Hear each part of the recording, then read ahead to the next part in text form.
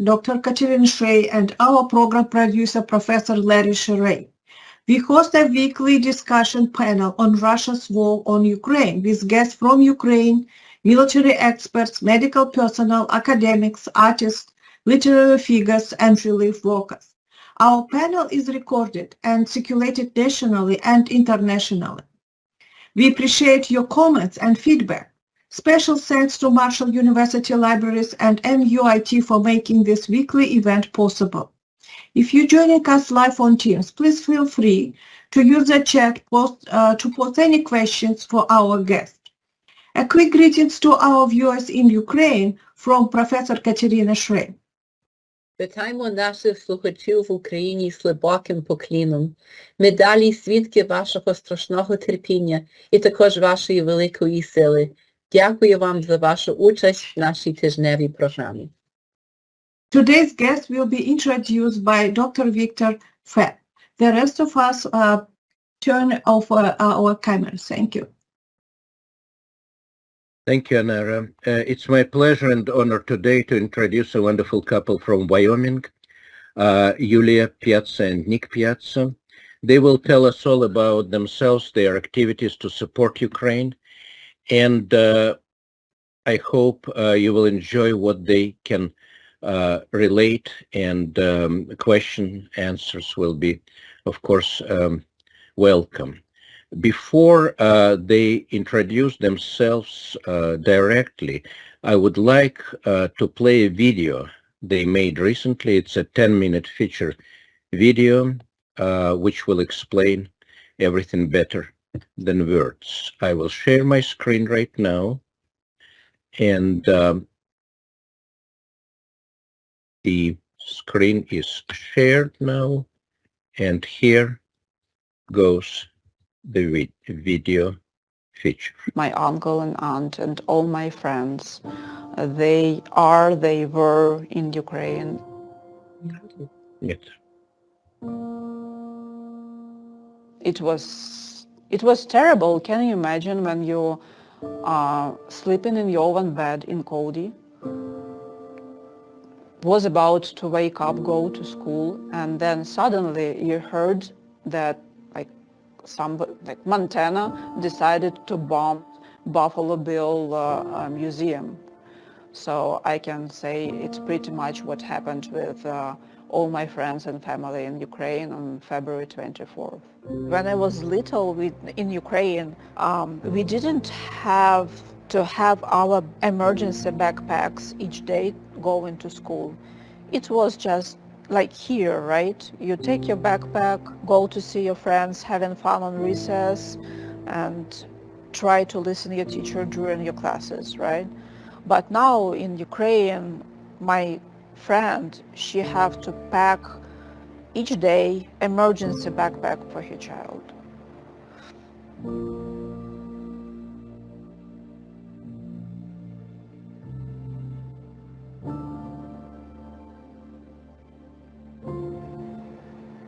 Excuse me.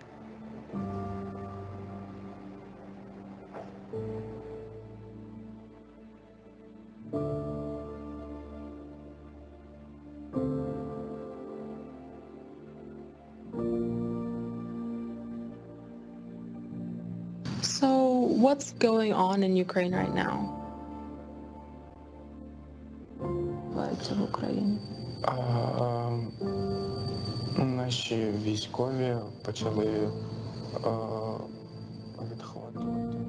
Ukrainian fighters, they start taking back occupied territory of Ukraine, which were occupied by Russians. But at the same time, Russians keep bombing other cities. Danya's dad and his friends says that you can hear sirens, bomb alarms, sirens pretty often in Ukraine still.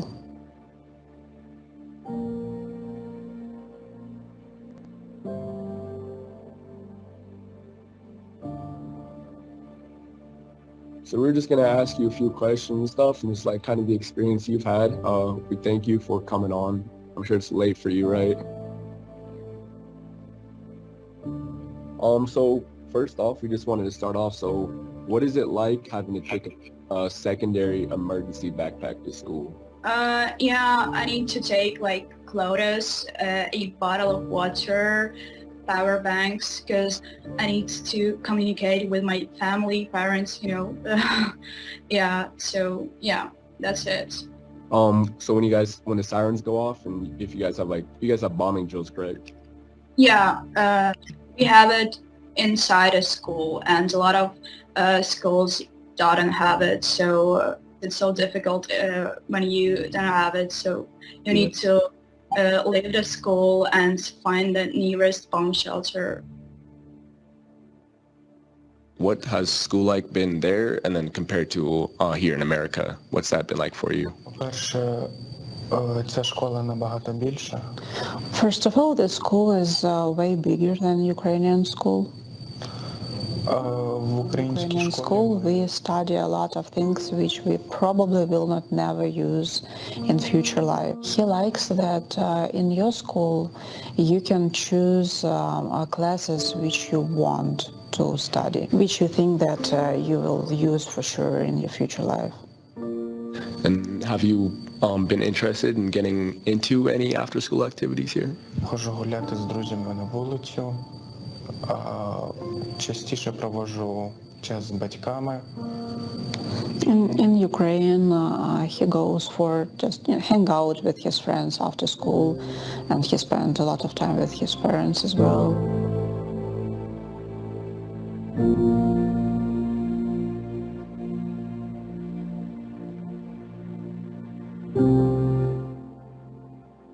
Дуже дякую. Thanks a lot. All right. He has on his t-shirt, good evening, we are from Ukraine. Say what again? Good evening, we are from Ukraine. Oh, It said on his t-shirt. Я тільки що сказала, що в тебе написано на футболці. О, добре, дякую. Alrighty, so we heard you were under Russian occupation, obviously. So if you could tell us about that, and feel free to take your time and just tell us about your story. A lot Сумками of з дітьми. people start coming to the streets with their suitcases, with their bags, Почали збігати з чемоданами. and with children, animals, adults, everybody. They saw just a lot of people on the street with their carry-on stuff, with their personal items.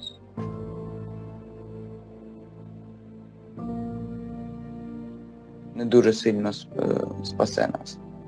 They did everything they could to make their basement at the monastery to be the safe place. Had electricity, gas and internet, but they understood that it's not the place which can handle war. It can be like bomb and shelter. Допомог. And he says that it was a huge mistake. The mission to help this family get out from this monastery was almost impossible. All cars Russians were shooting.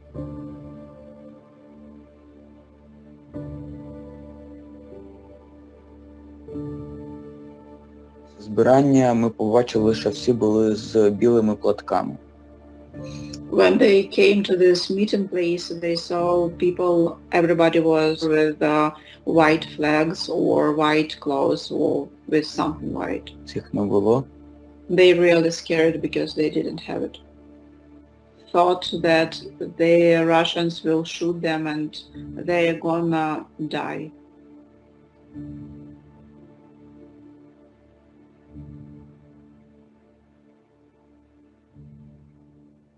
How are you doing? How's school been for you? How have you been? Мені непривично, але з He likes school here. Each day it's better than another day, but still he really wants to go back to Ukraine.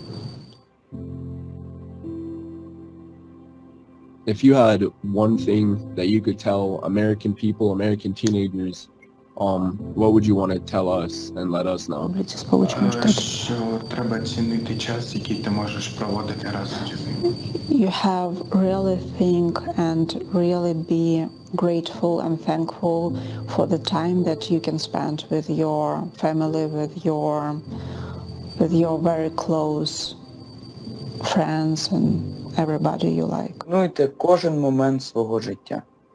Be very grateful for each minute, each second of your life. І нічого з цього життя почувствувати.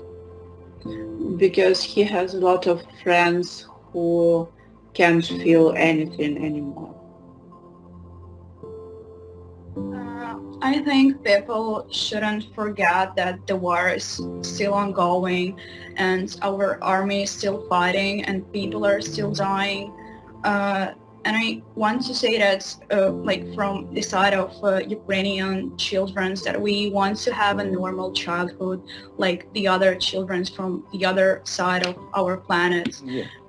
Well, your strength and your integrity is very encouraging for those of us listening.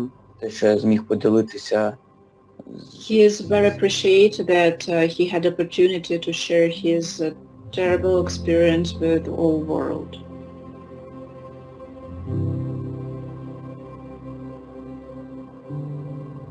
So these are for you to take to your family. Це, ти знаєш, це форма Бронкс and Phyllis. Phyllis – це дівчата, Бронкс – це хлопці. Oh, thank you. Thank you.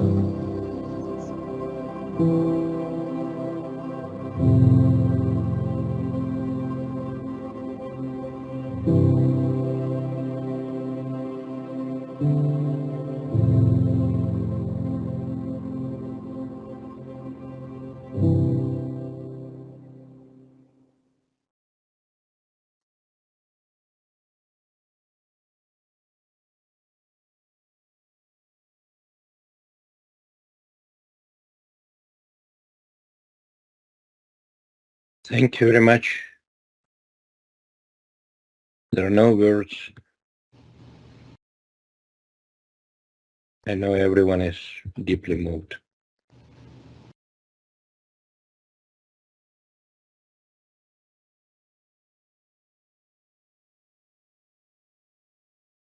Yeah, okay. I think from this part, Yulia and I kind of take over. Wonderful video. I'd like to start by just giving a little background on that. This is probably about the, 50th time I've seen it. It's surprisingly a little emotional every time. That was a very hard period. I think, we started that in the spring of 2022, and it came out closer to the end of the year by the time we got all the editing and but basically that was a project done by the Cody High School visual journalism team. They have in Cody, Wyoming here, town of about 10,000. We actually have quite a strong journalism program. They have their own little TV channel. They do news reports every week, things like that. And they also do kind of documentaries. I think over the last 5 years, they've won 2 or 3 Emmys for student journalism work. This video is their project. They approached me and Yulia to help out, and Yulia spearheaded it. She found people willing, in Ukraine to help to take part in it, and then she ended up being the main translator, which she didn't particularly love, but and it was a tough process for her, emotionally, yeah. We're proud to announce that video has been chosen for an Emmy nomination. So we'll probably know more about that in the fall, and it's also expected to be shown nationwide on PBS. So that was the history of that video, and it's kind of one part of roughly multi-faceted project that we've been doing to support Ukraine since the war started. Just like everybody else, we were shocked when the war began. I think, we kind of had hope that this madness wouldn't start, and then it did. But I think, the fundamental driver for us was that we could sit around and feel bad and watch TV, or we could try to do something. And, my position was, I think psychologically for us, I kind of consider myself a doer. So it was easier for me to have something to do and some way to kind of fight back than to do nothing. So, our story is a pretty simple one. I graduated from Cody High School in 1996. Went to a small liberal arts college near Chicago, and was lucky enough to live with some art students who, I had kind of come from Cody as captain of the football and wrestling team, and was able to get into this liberal arts college because I was a football player, and ended up living with some art students who kind of opened a new world to me and made me want to kind of travel and learn new things, read new books, those kinds of things. And I'm kind of continuously grateful to them. In fact, the art piece on the wall is one of my old college roommates who now lives off his art in Paris. So I'm very proud of him. But anyway, moved to Europe, ended up actually in Moscow as an English teacher, and started teaching kind of business English, which led me to meet a lot of business people. And I met some Ukrainian guys that were opening a bank, an investment bank in Ukraine, and they invited me to come along as kind of an editor. And through that, I kind of rose through the ranks, was a research analyst, then was a salesperson, and then some guys on my team said, we're raising a lot of money for Ukrainian business. We should kind of try to invest in our own business. And these happened to be Georgian gentlemen that had studied at Georgetown. And we bought into a bank in Georgia, a small bank, and it became what is now the largest bank in the Republic of Georgia, called Bank of Georgia. And my boss, one of them, became the Prime Minister of Georgia for a while under President Saakashvili. And my job was basically to develop our investment banking platform across the former CIS, with the exception of Russia, which we wanted to have nothing to do with, So that's how Yulia and I met. Yulia worked at the bank that I was running, and we lived together in Kyiv for many years. We have 2 children, roughly 20 years of life uninterrupted in Kyiv. Sorry, a lot of us today. But anyway, when Russia attacked the first time in 2014,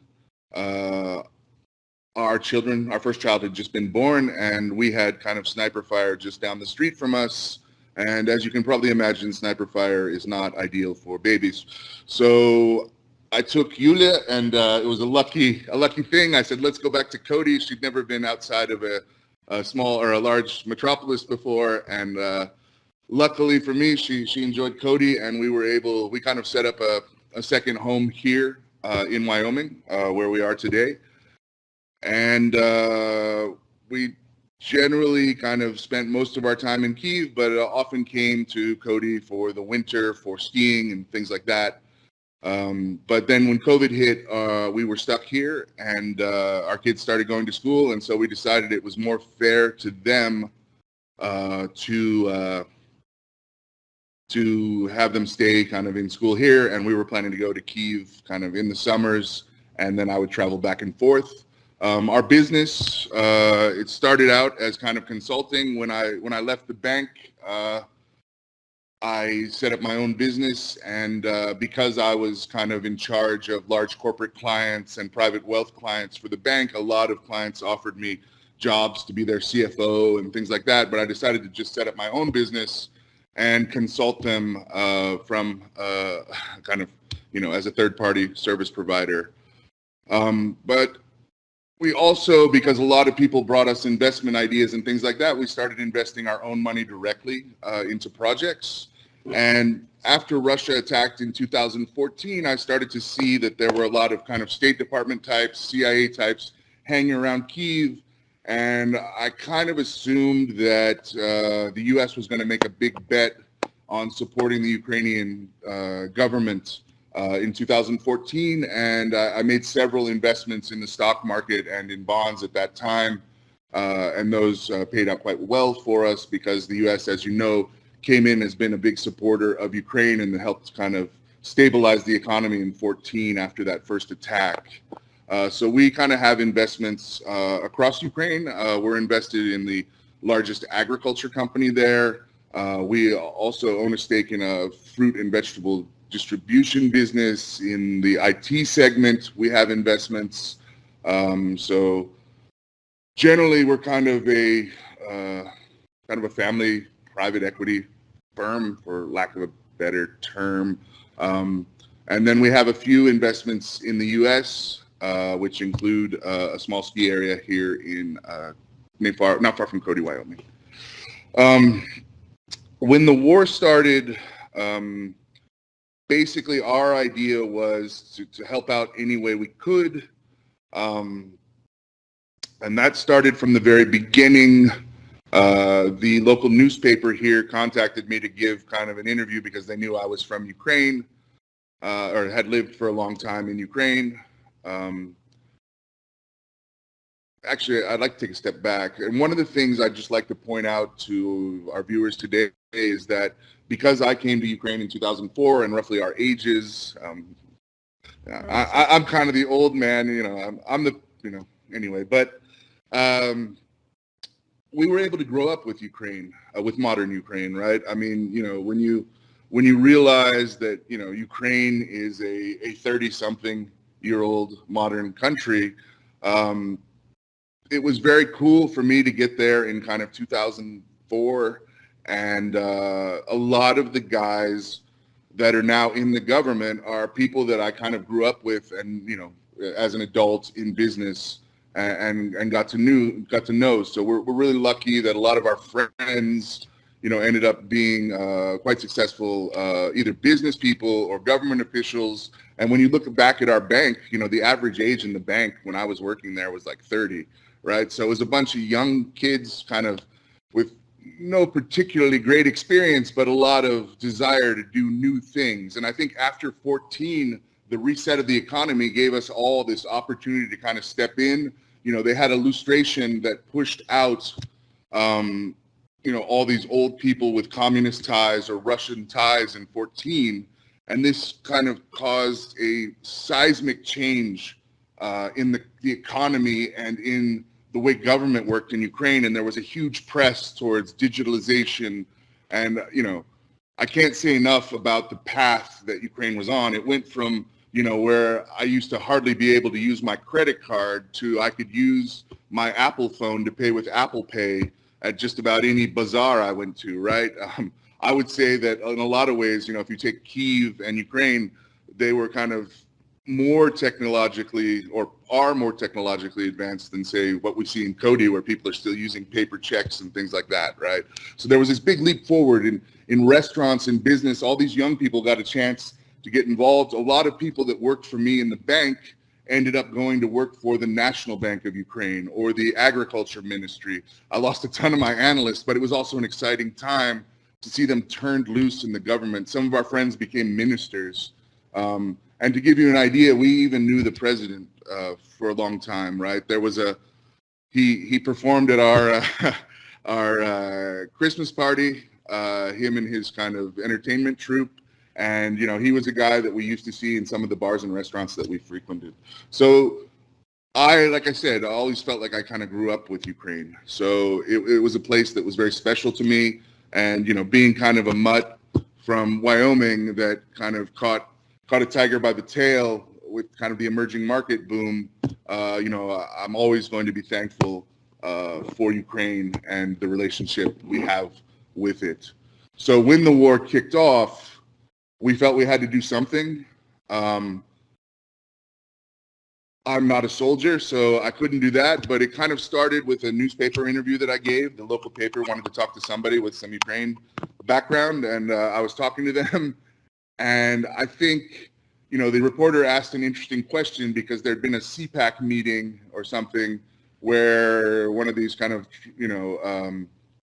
politicians had questioned, whether we should be supporting Ukraine or not, and I kind of said, first of all, like anybody that likes Russia, I'm happy to buy them an airline ticket to Moscow tomorrow and basically telling them to kind of, I won't swear on this cast, but, and then I also said, he asked, what about people from Wyoming that might want to go support Ukraine? And I, probably being a little cavalier, I said, look, I'll buy them plane tickets too. So as it turned out, we ended up supporting about, I don't want to lie, but because I can't remember anymore, but I think it was about 14 guys that had special forces experience, and we got them to Ukraine. We helped arm them, and they were very active in the defense of Kyiv. I'm not really in touch with them anymore. As the war developed, things changed a lot. But I think in that first kind of month and a half when it was just chaos, it was a period where Ukraine needed all the help it could get on all the fronts it could get. And Yulia and I kind of divided our forces. I was helping those guys and several territorial defense battalions get all the equipment that they needed. For example, some of my favorite bartenders in Kyiv from a bar I frequented, they were from Chernihiv Oblast, and they decided to all go and join the territorial defense. And basically that meant they had some hunting rifles and they were put out in a forest to defend a road. They didn't have any equipment or anything, so that was a group that I actively helped get vests, night vision, helmets, guns, whatever they needed. Cars. Also, a former roommate of mine is a colonel in the Ukrainian army now. He was just an IT guy from Dnipro, but in 2014 he said, "Look, I can't, sit here and watch this on TV. I'm going to go help." And he played a big role in around Slavyansk and some of those areas that were hot in 2014. And he was called back up, and he led a crew that was spearheaded the liberation of Kherson. And we worked with them to provide vehicles, weaponry, Starlinks. And in the end, when they started to get HIMARS and some of these other weapons, we've had some moments where, for example, they were all trained on the HIMARS, but, that comes with rolling stock, the vehicle part of it. And they didn't have all the manuals for maintenance. So, of course, they requested from the Pentagon this information, but, government agencies move slow. I was able to find some people that were able to hand out manuals or get us manuals on some of that equipment so that they could provide proper maintenance on it. And I'm proud to say that a portion of Southern Command uses the manuals that we got them to keep their equipment rolling. We had a similar situation with the Browning automatic machine guns when they came. No one really knew how to adjust them and deal with them. They were having a lot of jamming issues. And we were able to find some gun enthusiasts in Wyoming and in Kansas that did some instructional videos on maintenance and cleaning of those and provided them. So we were very happy to be part of that. And that was kind of in the beginning. And as things changed and grew, we saw that, there was some pushback politically in the U.S. about, why are we giving Ukraine all this money? And, it's fine. Our position is basically that this is U.S. taxpayer money, and U.S. taxpayers should decide how to spend it. But we felt that it was important to get fair information out because we felt there was a wing of politics in the U.S. that was looking for sound bites and Facebook video clips, but weren't really being genuine about what was going on in terms of how money was spent and how it was the oversight, because there was this big push that there was just a blank check, money being handed out to Ukraine that wasn't exactly true. So I commissioned my banking analysts, friends in Ukraine. We worked with the public sources from U.S. government, and we built a roughly 60-page report where we outlined all the money that Ukraine had at that point, which would have been roughly February, I think, had provided to Ukraine, which was about about 100 billion, 113 billion had been allocated. 60 of that, roughly 60% of it went to direct defense. And what we found was that on the defense side, the audits were very kind of easy to do and very clear, right? Tanks go in, rockets go in, bullets go in. They're shot at Russians. They blow some Russian stuff up, and that was easier. The other 40% tended to be budget financing, which was about 40 billion that's been allocated. And that went towards firefighting efforts, hospitals, medical supplies, some general budget things to keep the economy from falling over. And, you know, we were able to track all that money, and we were able to look at things that people, I think, just didn't know, right? Like, as of the beginning of March of this year, there'd been over 177 audits conducted by third-party, they're called inspector generals, for roughly 18 U.S. agencies, including Department of Defense, State, Department of Energy, Department of Commerce, USAID is also a big one, right? And they have roughly 200 auditors from these independent inspector generals from these different government organizations on the ground in Ukraine right now. And their job is to see what comes in, track how it's spent, report on waste, and basically report any kind of, you know, theft or fraud or any other thing involved with U.S. money or equipment. The government dedicated about $5 billion to kind of this oversight project.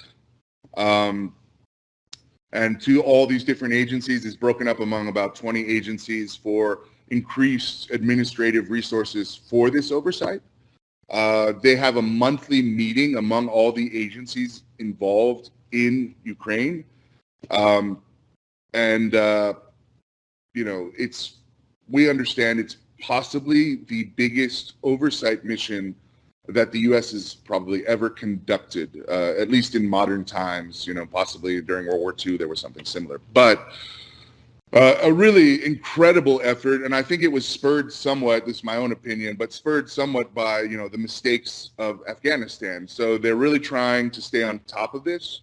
We also, in the report, have almost 6 or 7 pages of all the audits and reports to Congress and things that are scheduled until the end of this year.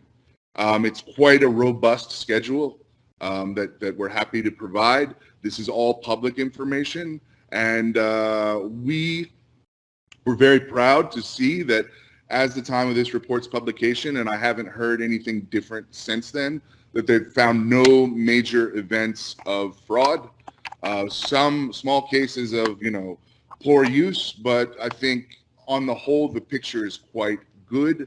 And I think politicians, what we saw, you know, and the idea for this report came from, you know, we decided that it was our responsibility to go to Washington and talk with people. So we hired lobbyists, and we went in December for the first time to talk exclusively about Ukraine issues. And we met with over 30 politicians from Congress and the Senate.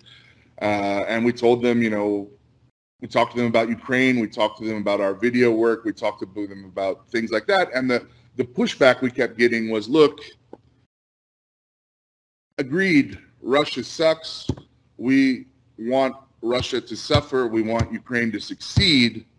But when I go back to my voters in my district or wherever, they're asking me, hey, we don't have enough money for everything we need. How can we be giving more money out? Plus, I saw on TV that, like, you know, this money's all being stolen, or there's a blank check and no oversight. And, you know, really what a lot of the general message from the politicians was, look, I have a lot of other stuff going on. I don't have time to break into a lot of this Ukraine stuff, and I don't really know what to say to my voters. So if someone could help me get information, that would be super helpful. So we said, understood. We went away, and we came back then after New Year with, you know, this report, and we said, here it all is. It's your choice. It's your voters' choice. It's your constituents' choice. But let's make decisions based on what's really going on. Informed decisions, not Facebook sound bites and tweets and things like that. And we specifically, in the second round, targeted Congress people that we knew were more skeptical about the Ukraine effort, because it's okay, again, it's their choice what to vote for, it's their constituents, but we don't think it's fair for them to paint a false narrative just because they're being lazy or they don't know for sure or someone else told them something. And we provided them these reports. I think they were very well received. We got a lot of requests for follow-up information. We got a lot of requests, and I think, you know, you guys as academics can understand for how we got this information, the structure of the report, and we were very pleased to provide that, because I think referencing your sources shows the strength of your work, and we did that. So that was a big piece of what we've done. We also, you know, worked on the humanitarian side, which was Yulia's main part. She worked with local hospitals here in Wyoming, in Minnesota, to provide medical supplies and pharmaceuticals, I guess would be the word. And on top of that, the U.S. State Department came out with its Unite for Ukraine program, which allows Ukrainians to move to the U.S. for up to 2 years with a sponsor. That sponsor kind of takes responsibility for helping the refugee families get set up, takes some financial responsibility for them. And the good thing was, you know, there was such an overflow at U.S. embassies in Eastern Europe where Ukrainians were trying to get visas that it was, you know, it was almost a year out just to get an interview. This program required us as sponsors to register with U.S. Customs and Immigration, and then we could invite people that would be vetted by Customs and Immigration and then receive a letter from them, an electronic letter, that allowed them to go to the border without having to go through all the bureaucracy of going to the embassy, so we could get them over here quickly and they could stay in the U.S. for 2 years and work. Correct me if I'm wrong, Yulia, but I think at this time we're at roughly 30 families or individuals that we've 30 individuals that we've sponsored. We have a pipeline of probably about 10 more that we're currently working on.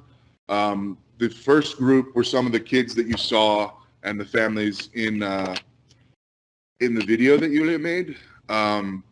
It was very pleasing to work with them, and you know, I think that was just at the beginning of their arrival when a lot of those interviews were done.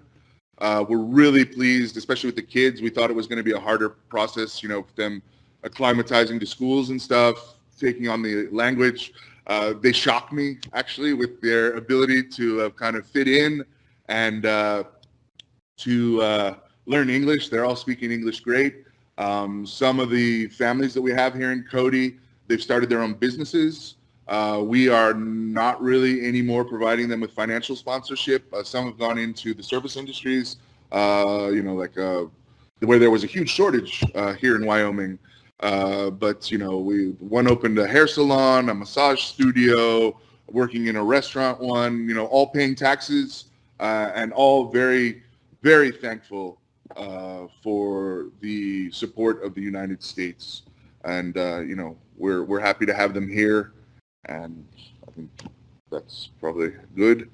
I think Yulia said in one of her speeches, you know, a lot of the times we hear out here in Wyoming and in America in general, a lot of criticism of people criticizing their own country, and of course that's fair, but I think a lot of Americans, and the message that we would like to remind them, especially at this time, is that leaders of freedom, and you're a great example for all world to look at you and follow you. yeah, it's not, nothing's perfect, but I think sometimes in America we get so caught up in the politics of the day, or this not being right, this not being perfect. You forget how much people, like especially in Ukraine, how much they look up to you, how thankful they are for this support, and how lucky we are as Americans to be able to play a role in defending democracy in the world. There are a lot of countries that just don't have the abilities that we have. So,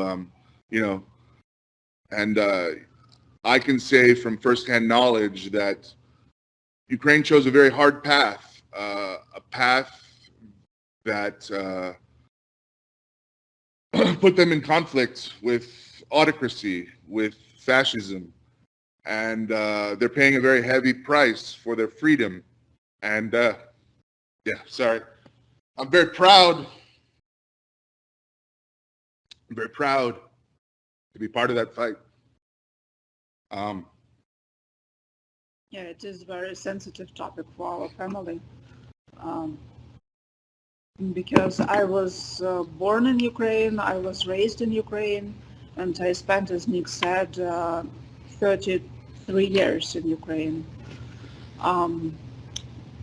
And for him, it's his second home, even maybe first home. So that's our story. We're happy to answer any questions you have. Thank you so much. On the report, that's our background. I would say we're nobody special, but, we're all in this. And, when the bell rang, we didn't want to step back. So. We thank you so much for sharing your time with us.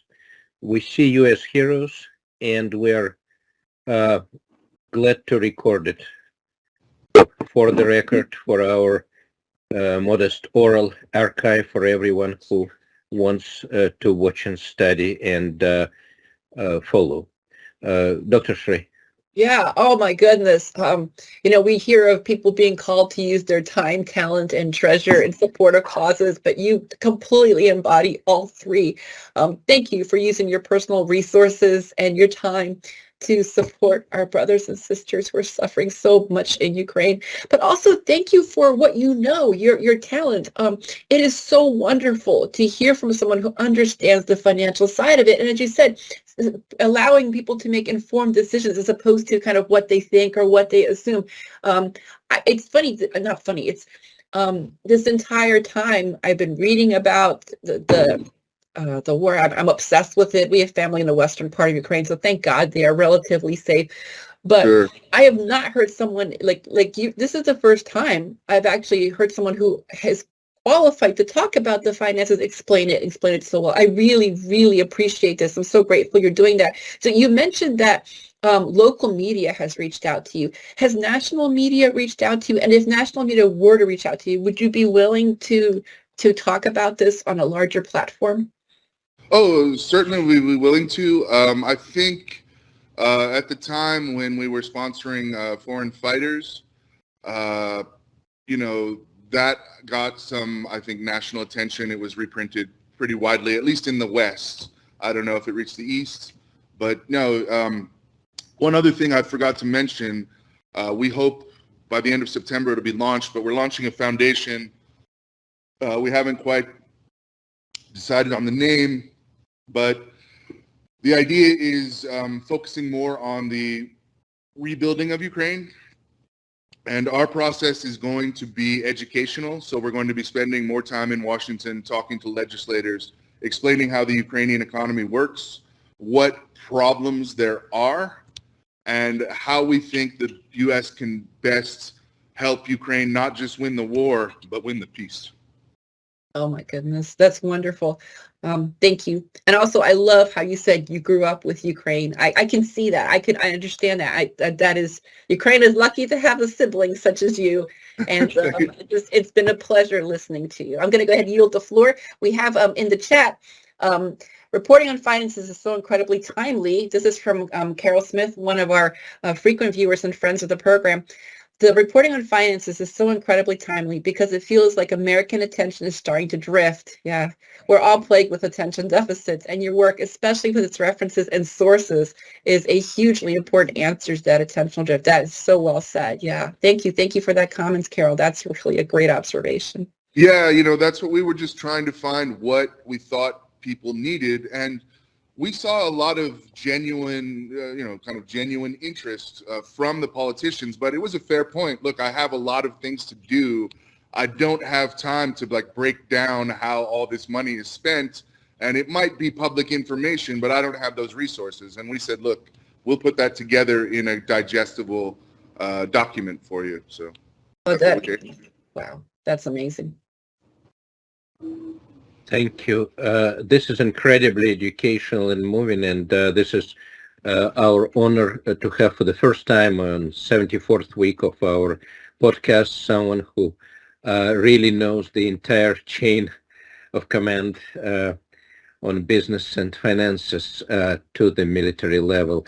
I wanted to ask myself, as we might have more questions from panel and viewers, I wanted to ask what did you encounter staunch politicians who want to end the war, who want to make their career through ending the war through agreement with Russia? We hear all the time senators and others who say, if this were me, I would end war in a week or a month. I just heard yesterday the senator from Ohio who clearly didn't know what he is talking about. Peaceful agreement sounds nice on the surface, but do they really, in your experience, have you seen people who understand what they're talking about? I would agree with that, and I think as the summer's gone on, I was just saying the other day, it feels like we need to go back to Washington with a little reminder for some people. There are people on both sides of the aisle that are very passionate about this situation. I'm very proud that Senator Barrasso from Wyoming, who's on the Foreign Relations Committee, knows Ukraine so well. He's been to Ukraine multiple times, and every discussion we've had with him, I've always come away thinking this guy knows what's going on in Ukraine. He knows the faces. He knows the names. There's also, I don't know if your viewers are aware, but there is a Ukrainian caucus in Congress.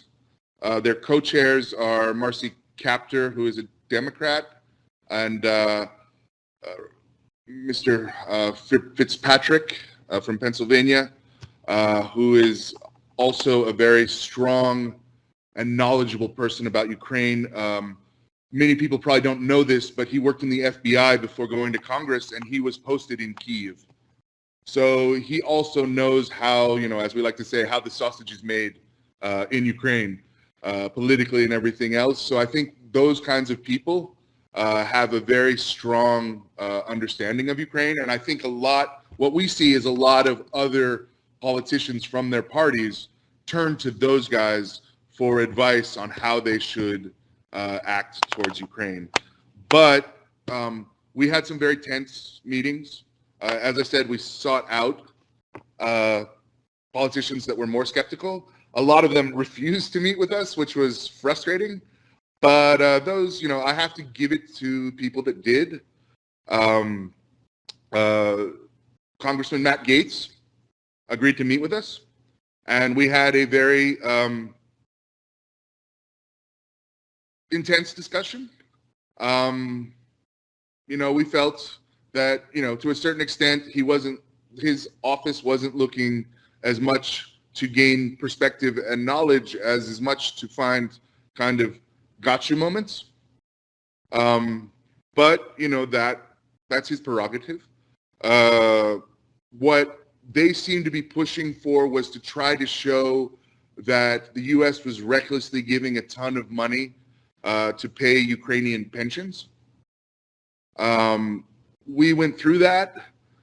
You know, if you look at the budget side of the financing, there is a small piece that is for general finance, and it's generally at Ukraine's discretion to spend it in terms of what they think they need to kind of stabilize their economy. And some of that money does go towards paying pensions, which is important. These are firefighters, these are teachers, these are doctors.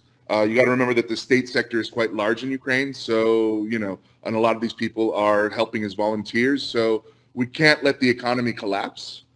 But again, when you look at this piece of 113 billion, we're talking about the amount of money is less than $1 billion. So we're talking about a percent of a percent being spent on those kinds of things. So I think my personal opinion is that focusing too much on that is kind of overblowing the bigger picture. Thank you very much. I open the panel for more questions, please. Our viewers, Yefim Somin, our friend from Boston, you have the hand raised. Yefim, please. Oh, thank you. Thank you, Victor. Can you hear me? Yes. All right, great. Thank you very much for a very informative and very useful presentation. I have kind of a couple of questions, sort of a potential of a pragmatic side, but let me give a little bit of background first. It's more for my son, who is a law professor, and he's been pushing, in fact, uniting for Ukraine, and now he's working with some members of Congress to actually improve that. He has also been active in national media on that topic, and he personally also sponsored some refugees and working with some business people doing more about this. So two questions. One, he would certainly be interested to see, you know, if you could get some pointer to where see that report of yours. That's one question. Another question is, one of the things that he encountered, a problem, is a problem of licensing, in particular licensing of those service professions, the type of service professions that you mentioned. It certainly depends on the state, and it sounds like, you know, in Wyoming, it's maybe less of a problem than in some other jurisdictions. For instance, he's finding it's not very easy in Florida, and he was looking at some other jurisdictions where licensing would be easier, but would also be accepted, you know, in other states and things of that type. So if you have some references with respect to that, or maybe if it might be possible for my son to actually get in touch with you. By the way, he also made a presentation at some point, you know, in this program here. So those are my questions. Sure. Thank you. So yeah, I'll take the first one. In terms of the report, we're happy to provide that. I think Victor is planning to put it up after this presentation, and I'm happy to provide an email and talk with anyone that has questions about the report.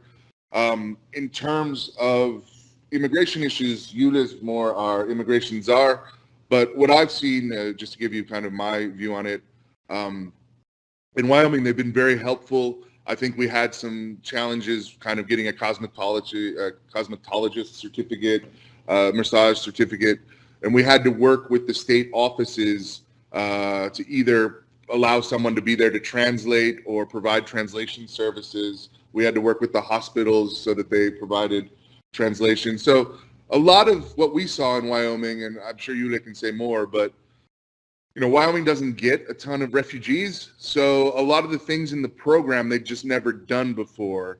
It wasn't so much that they were refusing, but we kind of had to prod them and provide a little educational oomph ourselves to be like, no, this is part of the program and you are required to do it. And they weren't against it, but they just never done it before. Right. Yeah, about license, you're right. In Wyoming, it wasn't so difficult to get it because all they required it was documents which shows that you had experience and you have proper education in Ukraine, translated to English and notarized, and that's pretty much it what they required. And then you have to pass test or not pass test, depends what education you had in Ukraine and how many hours you were working. I think So they got licenses and certificates in about few months. Mm-hmm. Yeah, When we, you say tests, would it be practical tests or tests of some sort of knowledge? No, it was practical tests and another test, writing test. Okay, But, so okay, I'm sorry, go ahead. yeah, I think, yeah, they had to do a lot of, I think they were actually a little bit surprised. I remember like with the beauty school certificate, they were expecting it to be a lot more on the quality of their work, where it was much more focused on sanitary issues. Like, and then it ended up that they changed their license, how you can get license from them. They changed the policy, and our Ukrainian person, she did it online. You mean you mean that they changed it on the state level? Yes. yeah. Wow. We're very lucky. You know, there's some pluses and minuses to being in Wyoming. There's only 500,000 of us here, right? So, you know, talking to a live person and finding the right person to help solve problems, in that sense, not having a lot of people, we found it to be a plus. We've also found that our congressional and Senate delegation has been very supportive in terms of all the issues we've had with U.S. Customs and Immigration when bringing people over. Mm-hmm. And just kind of in follow-up to, like, I think the spirit of your question, our internal legal counsel, a very good lawyer named Kristen Mueller, is part of a group that was put together, and I think it's pretty national, of lawyers, American lawyers that are willing to support pro bono Ukrainian refugees solve a lot of their legal problems. And I'll be happy to provide that to Victor, either her contacts or a contact of a person from that group that you might find helpful for your needs. So thank you. That's actually certainly what my son is doing. He is, as I said, is a law professor. Right. So he's doing that. Occasionally calls on me actually to translate some documents to English. Right. So if you could get in touch with you and sort of maybe exchange knowledge and just in general be in touch, it would be very very helpful. His name is Yulia Somin, and Victor knows you as well. Sure, I will be happy to connect. Thank you very much. Thank you very much. We've actually helped some other people that have gone through You for You, just because, you know, we've done it multiple times now. So other people that have wanted to sponsor, we're always happy to kind of provide insight stuff from our experience. Yeah, thanks. He's also organizing some sort of multiple family sponsorships through some business people. Right. I understood that you guys have quite a bit of experience. I was just saying for the yeah. It's not me. It's really just my son. So the benefit of the group. Thank you. Thank you. We are always glad to connect and help. That's what we have been doing for more than a year. Do we have more questions, please? We are here for exactly an hour, and we can ask a few more questions and let our guests go. Please, panel. I have a question. I have a question. I think you both have a very rare experience, both in Russia and Ukraine, and you see the bigger picture compared to many experts. And Russia is becoming a gigantic North Korea, and this trend may damage all countries, including, of course, first of all, Ukraine, but all neighboring countries.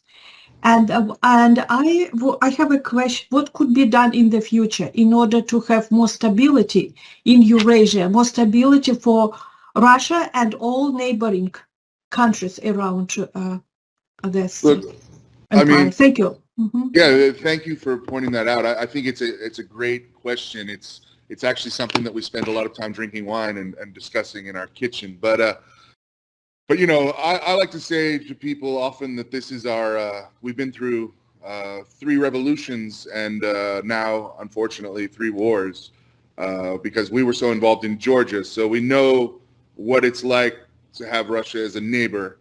We went through that war and struggle in 2008. What can we do with Russia, right? There's a lot of them. And there's clearly something wrong. I was reading in a report the other day, you know, there's certain basic things that, you know, probably aren't shocking, like, you know, that the fact that roughly 35% of the Russian population lives without running water and indoor toilets. The fact that a kid in Haiti or Haiti or Sudan, what was it, a 14-year-old in Sudan, I think Angola or Haiti, had a longer life expectancy than a Russian. You know, when you put everything's even. And the thing about Russia that's an enigma, when you look at it, the thing that doesn't make sense when you pair it with other countries is usually when you see the number of people with university degrees, with education, quality education, things that Russia generally has, you don't see this low life expectancy. You don't see this lack of entrepreneurial spirit, like the number of patents created, things like that. You don't see the healthcare issues. You don't see like crime and drug problems.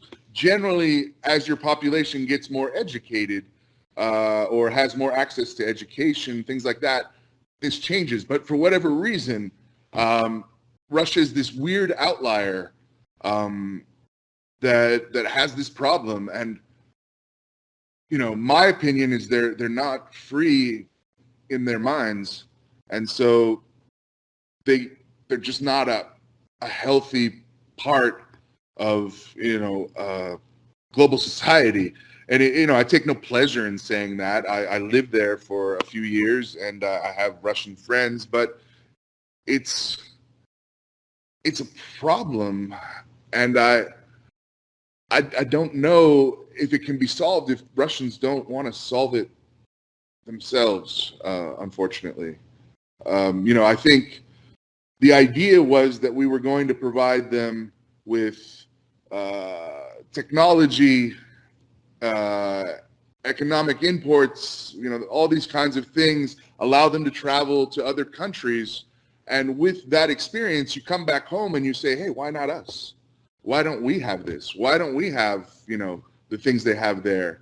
And you kind of demand it from your government, but that's where it breaks down. Because in Ukraine, even though when they got like a visa-free regime with Europe, they had just gone through 14, their economy was kind of in shambles.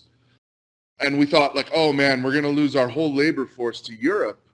And to a certain extent, that happened, right? I think there was a lot of immigration to Europe. But on the whole, people went to Europe. They went there for the first time. They checked it out. And then they came home and they were like, man, I saw this cool idea in Europe. Let's try to do it here. And for whatever reason, that just doesn't. Yeah, it was, like I said, it was a seismic change after 14. And I think to a certain extent, in my opinion, this war was caused because for the Russian regime to exist, it has to be able to tell its people that if we leave, this system might be kind of shitty, but we provide you with washing machines and new cars, so don't ask a lot of questions. And if we change it, it could be a lot worse, right? And so I think for example, Russia and Belarus, you know, I remember how it was, you know, when I was living in Russia. The news was always, every night, it was the same thing. Vladimir Putin went somewhere, did something cool. Then they showed a little segment on the U.S. and how the U.S. was terrible. Then at that time, it was Georgia was their big enemy, so they showed how Saakashvili was a dictator that needed to be stopped, and then how it was chaos and pandemonia and terrible under Viktor Yushchenko in Ukraine, right? And then at the end, like some lady that saved a cow in some village, and that was basically the nightly news recap over and over and over and over again. How we unwind this is the billion-dollar question, and I think kind of somewhat the future of where we're going, I think is going to be decided in this next kind of 3 to 5 year period. What the U.S. is going to do, what choices it's going to make, what Europe's going to do, what choices they're going to make, and what happens between the U.S. and Ukraine, and what decisions dictators will make based on the result of what's going on here. So I feel like we're in a situation where we have to win at all costs. We are, and we are with you on this. I spent half of my life in Russia, raised in Siberia, and we could talk for hours about this, maybe some other time on this program. But it is clear that we are in a junction in history, although many have not realized it yet, which is not less important than Pearl Harbor.